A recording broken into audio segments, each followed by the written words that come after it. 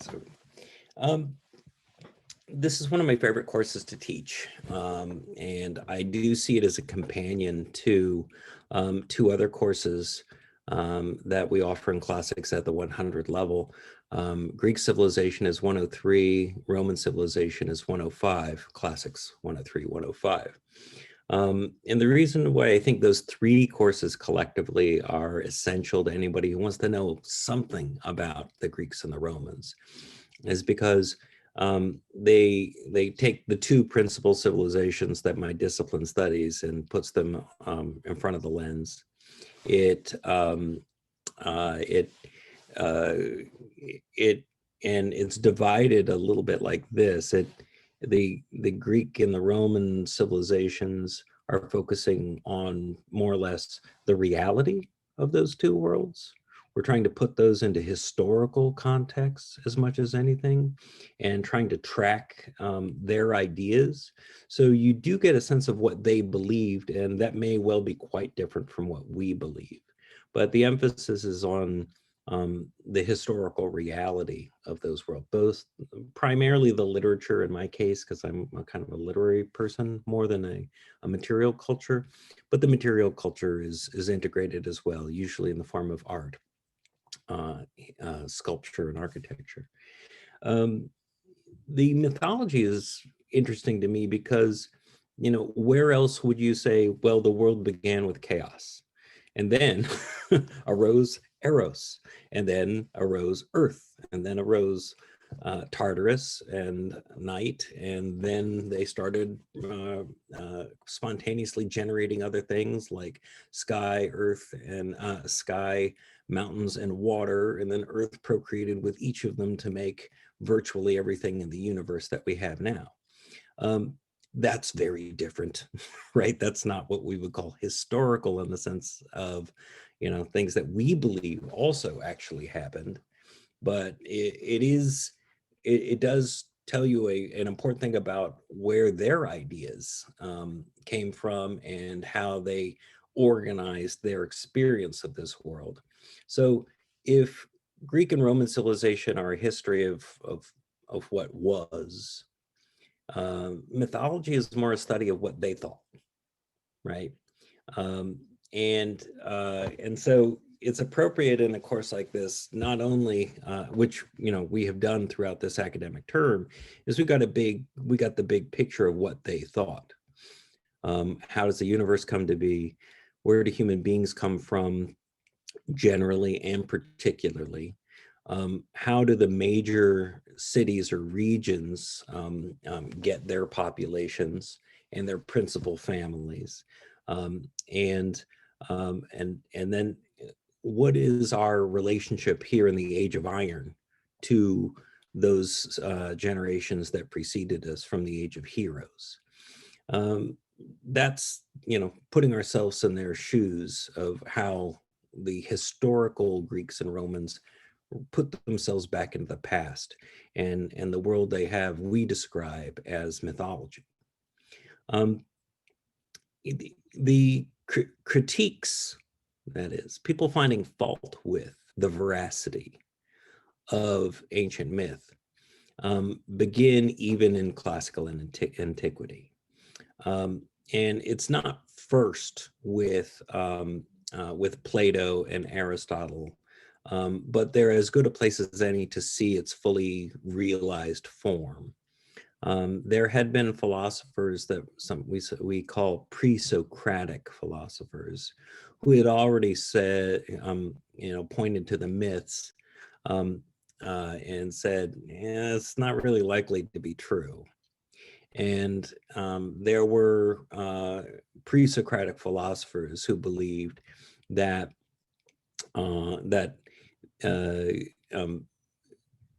even our notion of gods as it's described in Greco-Roman mythology, there's no way it was likely to be true. In fact, one of the pre-Socratic said, well, if monkeys had decided to come up with a system of gods, their gods would have looked like monkeys. And if giraffes, it's not, he didn't actually say giraffes, had come up with a system of gods, they would have looked like giraffes. And lo and behold, when humans, when they came up with a system of gods, they were anthropomorphic. They look like us. And that's a, you know, that's a level of rationalism. I think that's a key word that we should register when we, and I'm, you know, I know you can spell, but I'm writing rationalism into the chat space. Rationalism, as it is found anywhere, whether it's by poets or whether it's by philosophers, rationalism is a path by which people, you know, found fault with Greco-Roman mythology. You know, so if it's the shape of the gods, you know, that doesn't quite meet with one pre-Socratic philosopher's standard, so be it. If it's you know, the notion that these fantastical beasts that are congeries of three different animals kind of squished together like a griffin, or, you know, people wearing invisibility cloaks, or people flying, you know, on flying horses and things like that. These are things that strain the credibility of people who walked around and didn't see people fly. Sarah, I'm seeing a dog. Awesome. No, it's a cat. I only saw the fur. Okay. We have a dog, but I'm really a cat person. Let's be honest. Okay. All right. At any rate, the Plato is the philosopher after the pre-Socratics. He was a student of Socrates. Pre-Socratic means before Socrates. He was a student of Socrates, and he's the one who uses the word myth in the first way that we're using it, or we sometimes use it in modernity, because he calls myth a made-up story, a traditional story that's passed down that really wouldn't stand up to any kind of rational critique. Very famously in one of his great works, which was called The Republic, Plato has several books, books 3, part of 5 and 6, and then again in 10, where he talks about poetry as and examines it from the question of, is it a good thing or not? Now with Plato, good always has to mean true as much as anything else. So when Plato's asking, is poetry a good thing? And he looks at the poems of the greatest poet, which for him was Homer, he reluctantly came to the conclusion, and he says this with all due deference to the tradition and the beauty of the poems and how they affect the emotions. But he says, when it gets right down to it, we would never create, like if we were asked to create a system of gods, we would never create a system of gods where the chief god was a philanderer and the gods were petty and emotional and violent and angry. And, you know, we just wouldn't, rationally, these gods can't be real in his head, says Plato, because they act too much like us. And if they're gods, they're supposed to be better, the best versions of us that we can aspire to, but that we can't actually be. And so, you know, Plato's living in the 4th century BCE. So he is a classical thinker through and through. And it was probably late archaic, but early classical through the classical period, that these critiques of the traditional myth system were already alive and well. This carries on throughout Greek classical antiquity. The Romans, whom we haven't really addressed much other than to say that there are Roman authors incorporated the Greek authors as they liked, you know, not systematically, and but they did so as they liked. And I would say it was primarily for the purpose of demonstrating that they were cultured, they were cultivated. They looked at the Greek and I don't mean any particular Greek, but the whole of ancient Greece. They looked at all of its accomplishments, its art, its architecture, its literature, its political thinking. It's everything that it did. It despised it in the sense that it thought, well, this is fluffy and unnecessary, and this isn't important fundamentally. But then they just, like moths to a flame, the Romans emulated the Greeks in every of those aspects.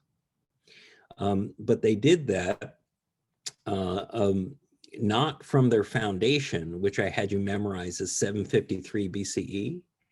They did that as, only starting around 200 BCE, which is weird, right? That they don't really, they don't, even though they're there for, almost as long as the Greeks, and there's certainly a powerful state in the 4th century, just when Plato's living, but they don't care about Greek thought or Greek institutions or Greek art and culture. They don't care about it in the 300s BCE.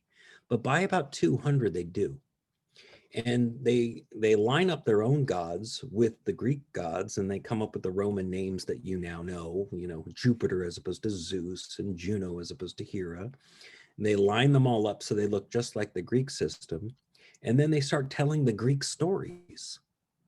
And then they start grafting themselves into those stories. And that's where the story of the Aeneid comes in. You take the losers from Troy and you resuscitate them and bring them west and put them in Greekish adventures, but then they star in a new nationalistic plot where they are the progenitors of the Roman people and Roman civilization. So in that way, the Romans graft themselves into Greek art. But certainly by that time,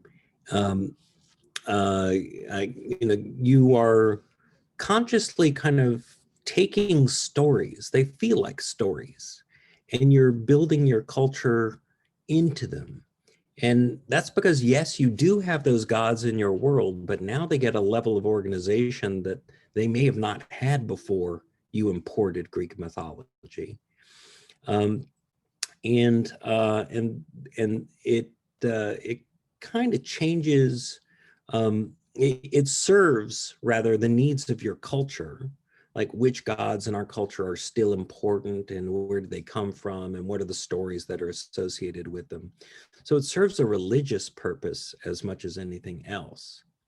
But this whole time, both in Greece and in Rome, you could say that there's these two dueling poles.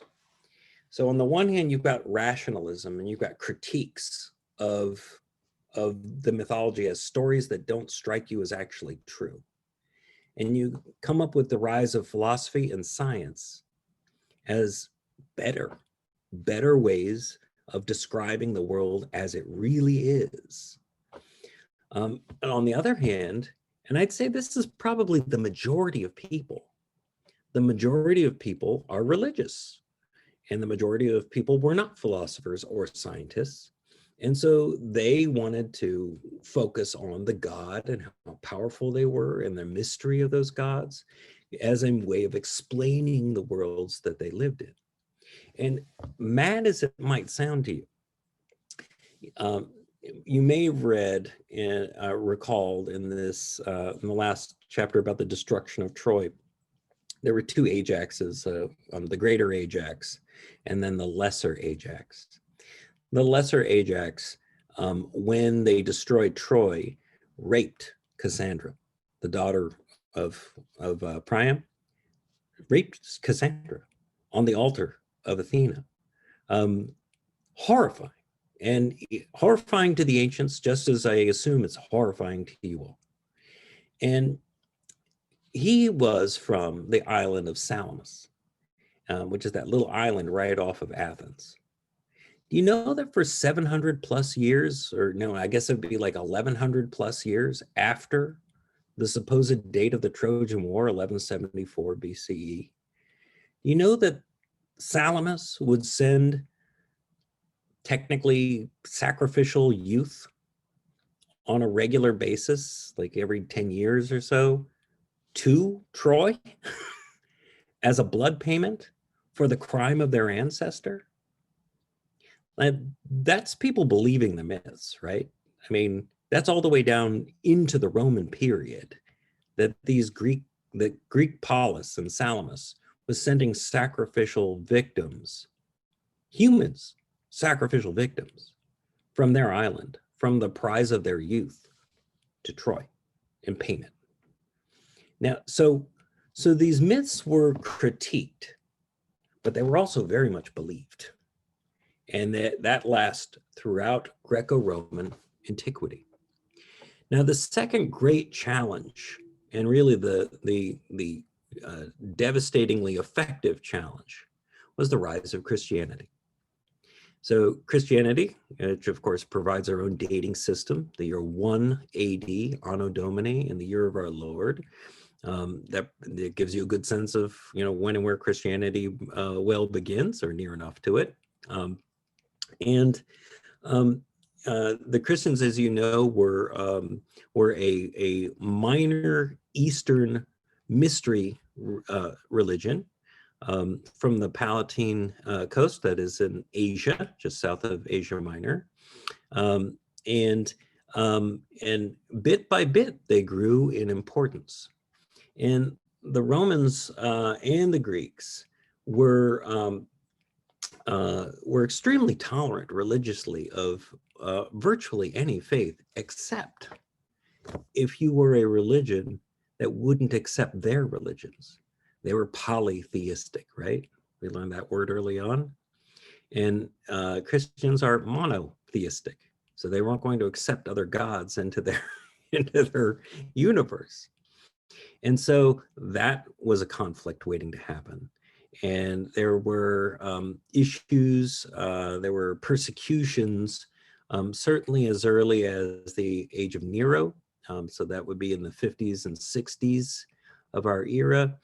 But the great persecutions in terms of, the horrors, the ones that, provide the lions and amphitheater, those sorts of pictures, those come from the early 3rd century of our era.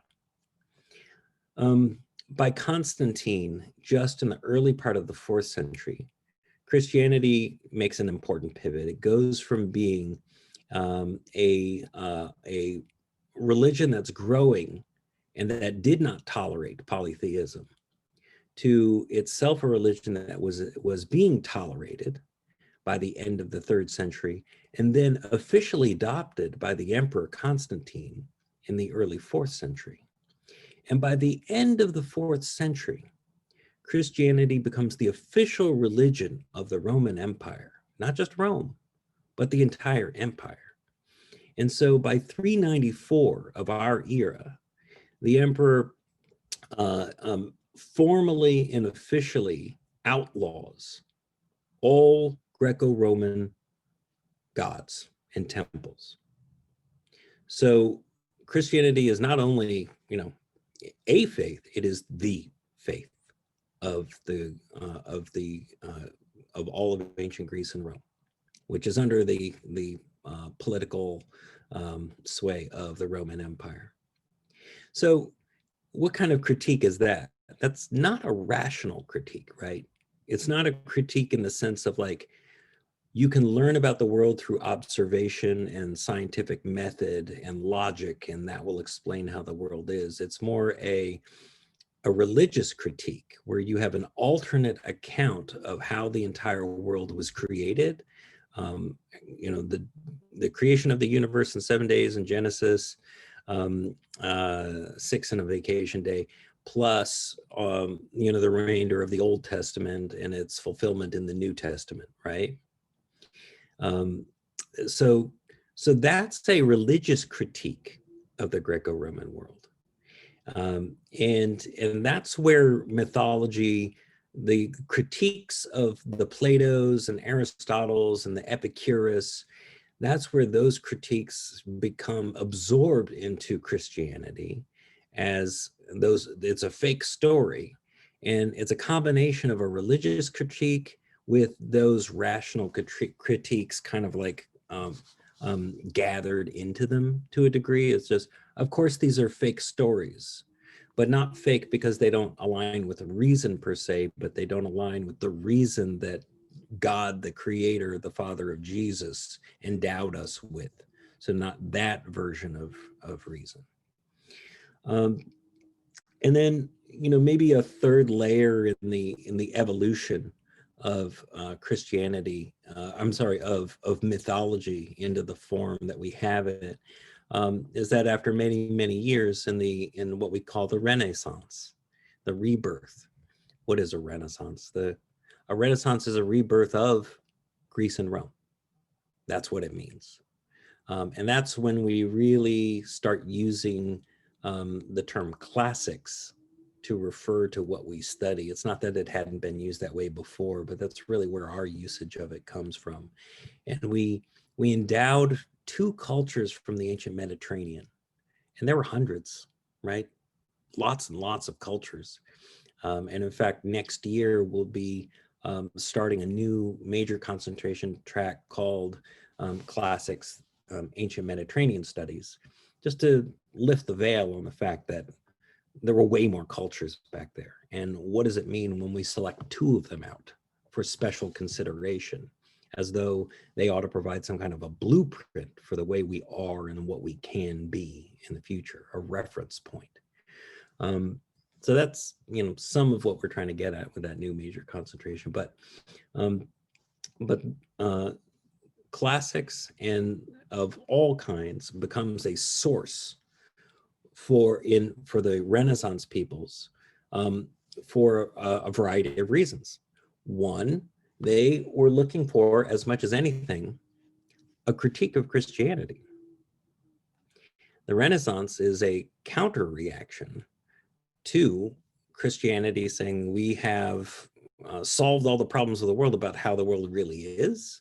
And so when people start unearthing or recopying and translating texts from ancient Greece and ancient Rome, they start to look at scientists and philosophers and say, wait, I know that you're saying that it's God and free will, and that account for why the world looks the way it does and human existence is as it is.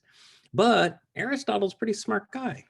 And there's not only deductive reason, but there's inductive, like empirical, like scientific reason. And you start getting your Galileos, and you start mapping out the circulatory system in the 17th century, and you get a theory of gravity with Newton in the 18th century, and you get, the whole history of science. That's a direct outgrowth of the Renaissance, which comes to fruition in the Enlightenment. And, we are, as much as anything in modernity, at least, the versions of it that we're currently living in the United States, we are the fruit of a scientific revolution in the Renaissance. Other things, though, that inspired the people of the Renaissance were its art and its architecture. So Michelangelo was famously very inspired by sculptures that were dug up from Greece and Rome, which he certainly would have seen throughout Italy, and then emulated in his own art as a new space to go, where instead of doing your 80th study of Madonna and Child, of Mary the Virgin and her child Jesus, you start making the myth of the Danaids, or you start looking at Laocoon being killed on the beach by the serpent as a sign that the Trojans ought to let this interloper onto their shores, and that will eventually mean the Trojan horse comes in the fall of Troy. You start drawing inspiration from Greco-Roman myth. And whereas the religious art tends to have the goal of inspiring you to be as faithful and virtuous and religious, as the Christian saints and principal figures in devotional art. And the now art has a Greco-Roman, hey, you know, the Greeks and the Romans, they were there even before Jesus, and certainly there as long as the Old Testament cultures, and they had a different way of seeing the emotions that included things outside of those parameters: sexuality, anger, competing emotions, competing desires. That becomes another important critique of the current culture. And then finally, this mythology stuff, that for the same reason as the artists were incorporating these images that were different from the images that they were themselves the products of the tradition of in Christian art. And so also with literature. And mythology provides another way, another avenue into looking at human conduct and human ways of understanding things. And it's been bundled together in a way that is, well, this isn't a Christian account of the world. This is now the Greco-Roman account of the world that is innocuous. That means not harmful, right? It's innocuous in the sense that it's oh, they're just made up stories. They're just for fun. But the stories then become powerful alternatives to the lessons that were given every Sunday to them in church and throughout their lives as good, card-carrying Christians. And and for the same reason, incidentally, I'll just add as a footnote, we have the Protestant Reformation, which is also a kind of reaction to the Christianity of its time, right? Or not kind of, it is a reaction to the Christianity of its time. So mythology undergoes a complex transformation from Homer and times before it, from being just the way we understand the world to having a minority group called the philosophers and scientists saying, probably not true.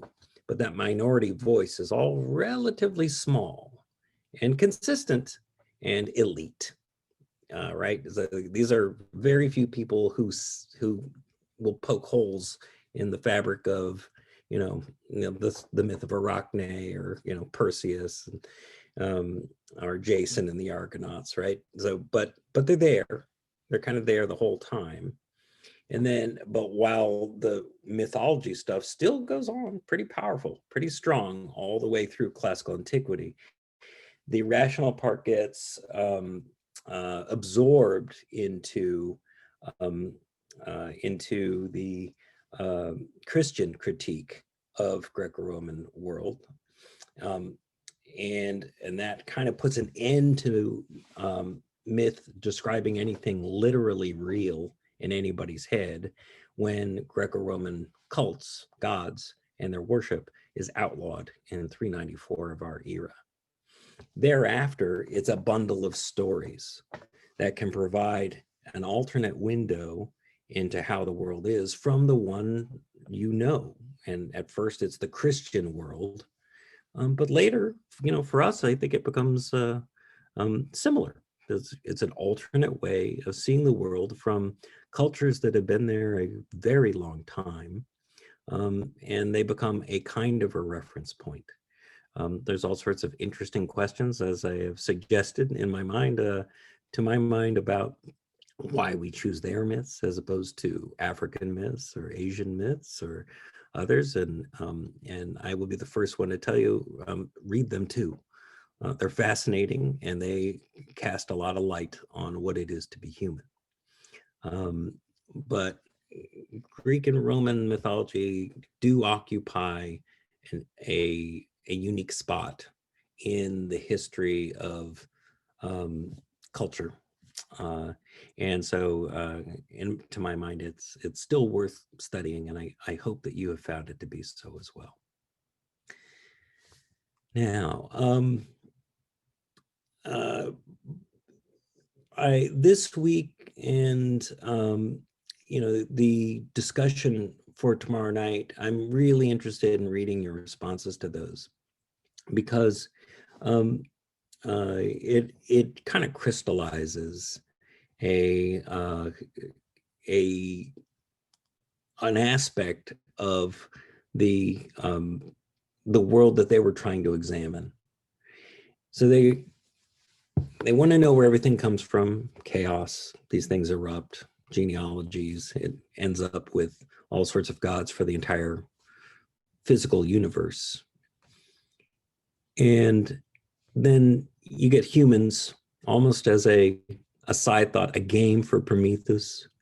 But then, not even caring too much about where they all kind of come from.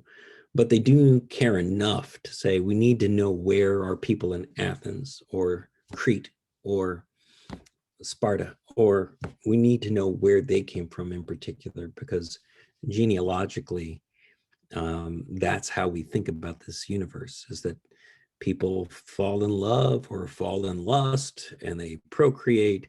And so it goes, generation, generation, generation, generation. But built into that generation is change, right? Like one generation to the next, one generation to the next. And if things were always and forever the same, then you could tell what we do, I think, to a degree. We might even ask ourselves the question, to what degree do we actually do it? But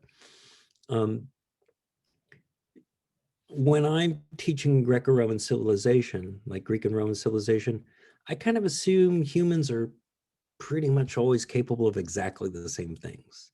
I don't think somebody living 12,000 years ago was any less capable than I am of thinking a complex thought. For that matter, I don't think somebody living 100,000 years ago was less capable of thinking a complex thought than I am. We've been doing it in a tradition for longer, so I'm standing on all of their shoulders.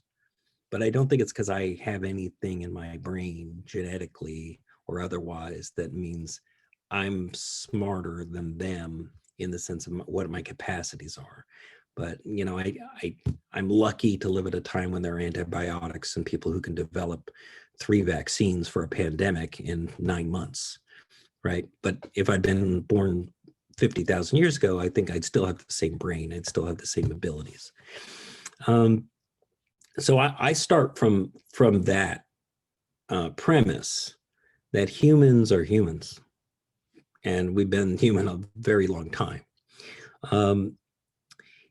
The ancients didn't have that sense. Their sensibilities were so formed by ranking and evaluating as better and worse. And they really could have tended to, they could have gone the other way in theory. They could have said, I think this is the trap that we fall into all the time, is we assume the past was worse and we're definitely better. And that life is a endless series of going up, up, up, up, up, up, up, right? And that we'll always have things get better because we're smarter and we're rational, and we will learn from our mistakes, and those who don't study or history are doomed to repeat it, and we'll always, always, always get better.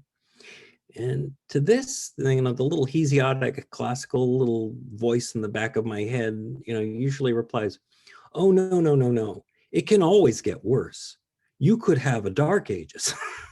You can always go from knowing a whole lot to knowing nothing, right? All you have to do is stop reading.